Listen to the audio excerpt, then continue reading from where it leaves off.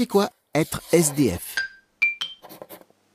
Être SDF signifie être sans domicile fixe. Une personne considérée comme SDF n'a pas de logement. Elle cherche chaque jour un abri.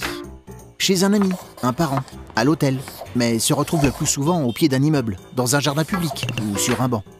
Mais qu'est-ce qui fait qu'un jour, on devient SDF? Pour certains, leur vie a basculé suite à la perte de leur travail, à un divorce, ou quand ils sont étrangers parce qu'ils n'ont pas obtenu le titre de séjour en France.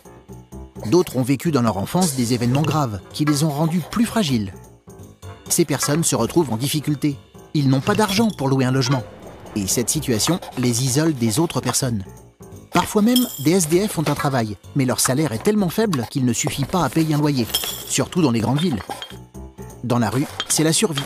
Le soir, l'hiver, des centres d'hébergement leur permettent de dormir au chaud, mais ces centres sont souvent complets.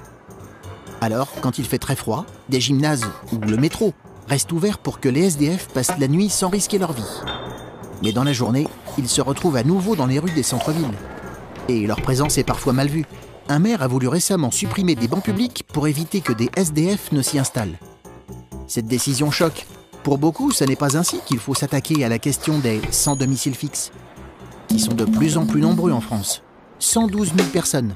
C'est presque 2 fois plus qu'il y a 15 ans. Tu te poses des questions? Nous, on y répond.